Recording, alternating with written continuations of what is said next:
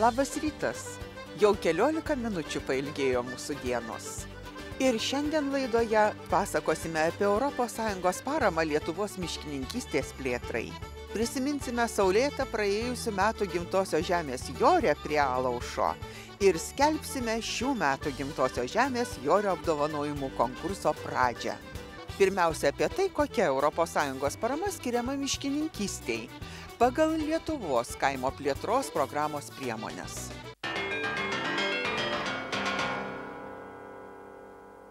Lietuvos kaimo plėtros 2007-2013 metų programoje parama šalies miškininkystės plėtrai numatyta tiek pagal pirmosios, tiek pagal antrosios programos krypčių priemonės.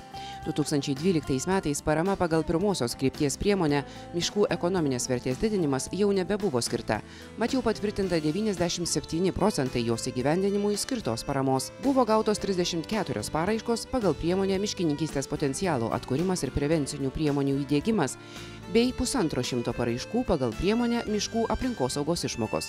Taip pat tradiciškai populiarumo sulaukė naujų miškų įveisimui skirtos priemonės. Pagal šias priemonės dar yra šiek tiek likę lėšų, todėl mes tikimės, kad kai bus kviečiama teikti paraiškas tiesioginiam išmokom gauti, kartu bus galima deklaruoti ir tos plotus, kuriuos ketins ūkininkai ar kaimo gyventojai apželdinti. Lietuvos kaimo plėtros 2007-2013 metų programoje naujų miškų įveisimui iš viso numatyta skirti daugiau nei 380 milijonų litų paramos. Pareiškėjams patvirtinta paramos suma pernai viršijo 100 milijonų litų.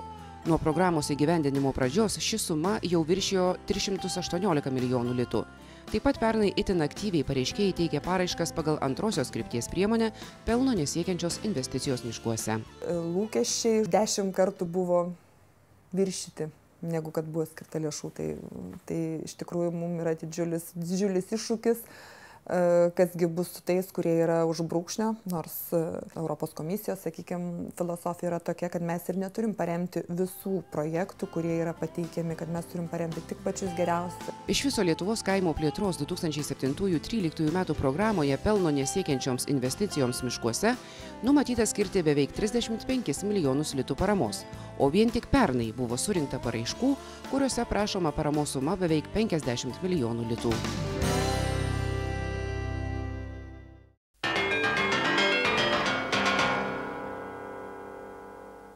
Šiandien skelbsime 2013 metų gimtosios žemės Jorio apdovanojimų konkurso pradžią. O dabar kviečiame sugrįžti prie Alaušo ir prisiminti praėjusių metų gimtosios žemės Jorę.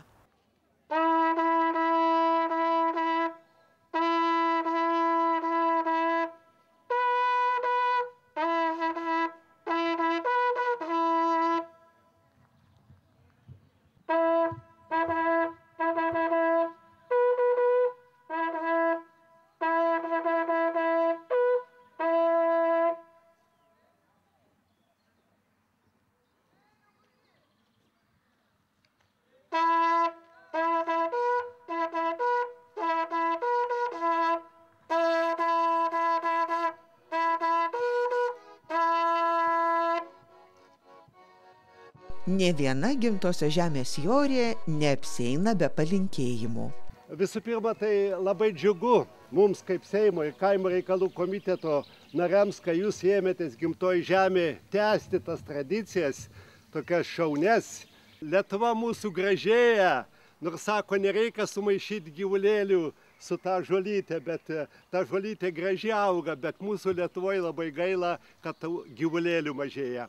Labai džiaugiuosi tos kaimo ir miestelių ir miesto spindulius, kurie neša šviesą, ypatingai kaimo bendruomenių lyderiai, dvasininkai, kurie negaili savo laiko ir gerų minčių, kad žmonėms pakelti dvasiai aukštesnį lygį.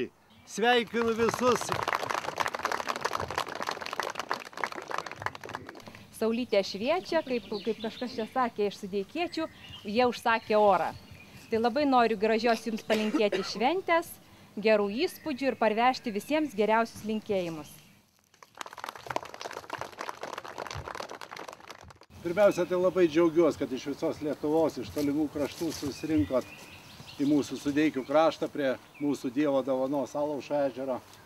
Pabūkim, pabendraukim, susipažinkim ir išvažiuokim visi išveždami šilumos tą dalelę į savo kraštus.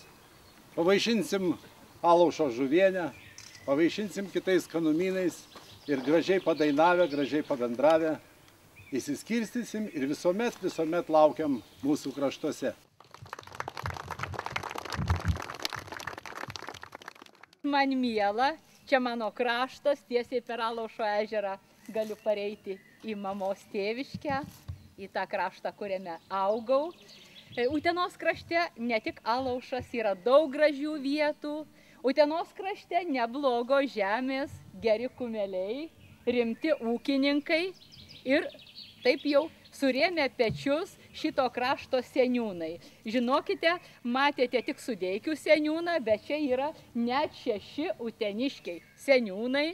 Čia yra kultūros centro šaunios moterys, su kuriomis susipažinsime ir man atrodo, kad mes netgi gal ir paprašysime. Mes turime poetę, kuri leidžia knygas tarmiškai, Utenos tarme.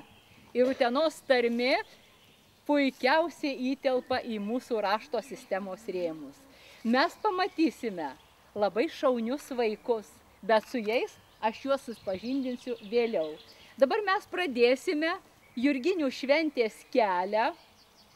Per Jurgines paprastai pavasarį sakoma, yra sula, nėra duonos. Per Onines yra duona, bet nebėra sulos. Mes pabandysime padaryti taip, kad mūsų duona su duona visada susitiktų. Bet kad taip atsitiktų, jūs dabar turėsite klausyti mūsų šaunaus muzikanto Tauragiškio Albino Batavičiaus. Ir jis ne tik tai su ožragiu, kaip pagrindinis skerdžius mus ves, bet jis jums ir parodys, iš kokių medelių, kokius instrumentus galima pasidaryti. Pavasarį ne tik paukščiai čiulba, pavasarį ir mes žmonės turime čiulbėti.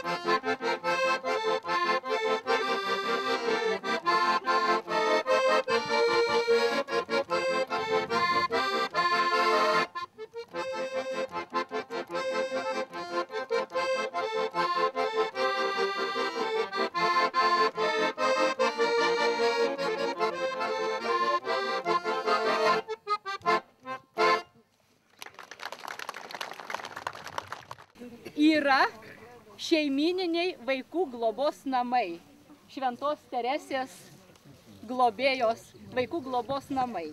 Žinoma, tokių namų yra daug kur Lietuvoje.